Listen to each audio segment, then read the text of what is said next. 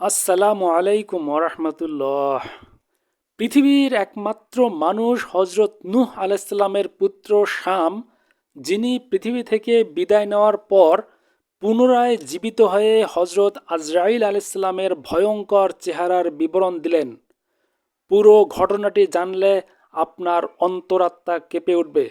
প্রিয় দর্শক, আজ এই ভিডিওতে আমি আপনাদেরকে জানাতে চলেছি হজরত ঈসা আলাইসাল্লাম কর্তৃক ৪,০০০ বছর পর হজরত নূহ নবীর পুত্র শামকে জীবিত করার ঘটনা। আমরা জানি বনি ইসরায়েলের মধ্যে মহান আল্লাহ তাআলা ৭০,০০০ নবী পাঠিয়েছিলেন এবং এই বনি ইসরায়েলের সর্বশেষ নবী হচ্ছেন হজরত ঈসা আলাইসাল্লাম। আর এই বনি ইসরায়েল সম্প্রদায় যে কতটা খারাপ ছিল তা আজও পৃথিবীর মানুষ দেখতে পাচ্ছে।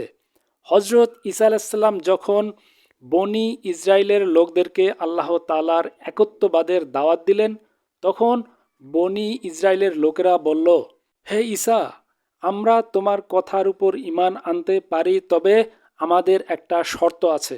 ঈসা আলাইসাল্লাম বললেন, কি শর্ত তোমাদের, বলো আমাকে। তখন বনি ইসরায়েলের লোকেরা বলল, তুমি তো মৃত মানুষকে জীবিত করতে পারো, এবার আরেকজন মৃত মানুষকে জীবিত করে দেখাও তো দেখি। যদি এটা করতে পারো তাহলে আমরা সবাই তোমার প্রতি ঈমান আনব। হজরত ঈসা আলাইসাল্লাম শুধু শুধু কোনো মৃত মানুষকে জীবিত করতেন না। আল্লাহ পাকের হুকুমে, কোনো বিশেষ উদ্দেশ্যে, কোনো বিশেষ ঘটনার প্রেক্ষিতে এবং মানুষকে হেদায়তের পথে আনতেই কেবল তিনি এ কাজ করতেন। আর এখানে বলা বাহুল্য যে মৃতকে আল্লাহর হুকুমে জীবিত করা ছিল হজরত ঈসা আলাহিসাল্লাম এর মোজেজা। হজরত ঈসা আলাহিসাল্লাম বনি ইসরায়েলের লোকদেরকে বললেন, ঠিক আছে, তোমরা কার কথা বলছো? কোন মৃত মানুষকে পুনরায় জীবিত করতে হবে? তখন বনি ইসরায়েলের সম্প্রদায়ের কয়েকজন শীর্ষস্থানীয় নেতা বলল, হজরত নূহ আলাইসাল্লামের ছেলে শাম, যিনি অনেক বছর পূর্বেই এই পৃথিবী থেকে বিদায় নিয়েছে। তুমি যদি শামকে জীবিত করে আমাদের সামনে উপস্থিত করতে পারো তাহলে আমরা তোমার প্রতি ঈমান আনব এবং মুসলমান হয়ে যাব। তখন হজরত ঈসা আলাইসাল্লাম বললেন, হে আমার সম্প্রদায়ের লোকেরা, যদি সত্যি তোমরা এ কাজ করলে ঈমান আনো তাহলে অবশ্যই আমি তা করব। চলো সবাই আমরা শামের কবরের কাছে যাই। এরপর হজরত ঈসা আলাইসাল্লাম বনি ইসরায়েলের সমস্ত লোকদেরকে নিয়ে হজরত নূহ আলাইসাল্লামের পুত্র শামের কবরের কাছে চলে গেলেন। এখানে উল্লেখ্য যে হজরত নূহ আলাইসাল্লামের 4 জন পুত্র সন্তান ছিল। তাদের নাম ছিল শাম, দ্বিতীয়জন হাম, তৃতীয়জনের নাম ছিল ইয়াসির এবং চতুর্থজন ইয়াম। এদের 4 জনের মধ্যে চতুর্থজন অর্থাৎ ইয়াম কিন্তু মহাপ্লাবনের সময় নূহ নবীর নৌকায় উঠতে পারেনি, কারণ সে পথভ্রষ্ট হয়ে গিয়েছিল। আর বাকি 3 জন অর্থাৎ হাম, শাম এবং ইয়াসির, তারা জীবিত ছিল এবং ঈমান এনেছিল। যেহেতু নূহ আলাইসাল্লামের পুত্র শাম ছিল অনেক লম্বা, তাই তার কবরও ছিল অনেক দীর্ঘ। হজরত ঈসা আলাইসাল্লাম শামের কবরের কাছে গিয়ে তাকিয়ে রইলেন।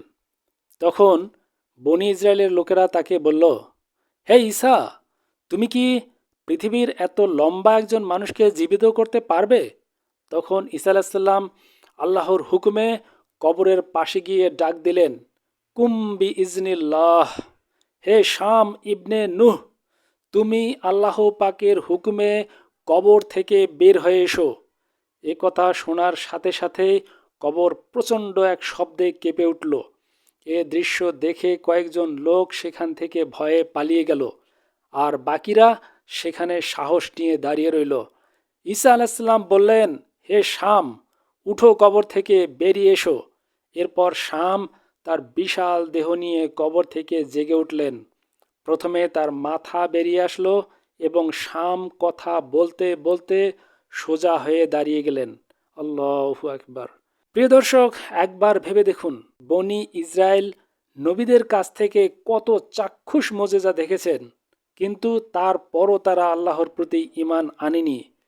সে যাই হোক, হজরত ঈসা আলাইসাল্লাম দেখলেন শাম কথা বলছে ঠিকই, কিন্তু তার পুরো শরীর ভয়ে থর থর করে কাঁপছে।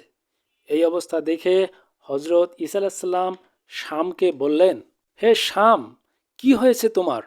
তুমি এভাবে কাঁপছো কেন? বলো তো দেখি, তুমি কি ভয় পাচ্ছ? তখন শাম বললেন, হে আল্লাহর রাসূল ঈসা ইবনে মরিয়ম, আপনি ঠিকই ধরেছেন। আমি অনেক ভয় পাচ্ছি, আর এই কারণেই আমি ভয়ে থরথর করে কাঁপছি। ঈসা আলাইসাল্লাম বললেন, হে শাম, তুমি কি ঘটনাটি একটু খুলে বলবে আমাকে, যে কেন তুমি ভয়ে কাঁপছ?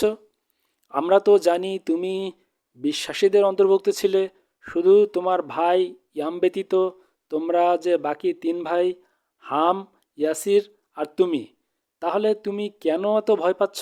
শাম বিন নুহ বললেন, হে আল্লাহর রাসূল, আমি সেই দিনের কথা স্মরণ করে ভয় পাচ্ছি যেদিন আমার কাছে হজরত আজরাইল আলাইসাল্লাম এসেছিল। আমি ভেবেছিলাম, এত দীর্ঘদেহী আমি, আমার তো ভয় পাবার কোনো কারণ নেই। কিন্তু যেদিন আজরাইল আলাইসাল্লাম আমার সামনে এসে উপস্থিত হলেন, আমি দেখতে পেলাম তার মাথা যেন আসমানে আর পা জমিনে, আর তার চোখ পাহাড়ের চেয়েও বিশাল। তার এমন ভয়ানক আকৃতি দেখে আমার আত্মা আমার শরীরের বিভিন্ন জায়গায় বিচরণ করতে লাগলো। হে ঈসা আলাইসাল্লাম, আপনি জেনে অবাক হবেন যে আমার রূহ আমার শরীরের প্রায় ৮০ জায়গায় লুকানোর চেষ্টা করলো, কিন্তু আমার শেষ রক্ষা হলো না। আজরাইল আমাকে থাবা দিয়ে ধরে ফেললেন, আর আমি এমন ভয় পেয়ে গেলাম যে আমি দিশেহারা হয়ে গেলাম, আর তার রেশ এখনও আমার অন্তরে বিদ্যমান। হে ঈসা ইবনে মরিয়ম, মৃত্যু সহজ জিনিস নয়। আমি আজরাইল আলাইসাল্লামকে দেখে যে ভয় পেয়েছিলাম তা বর্ণনা করার মতো না।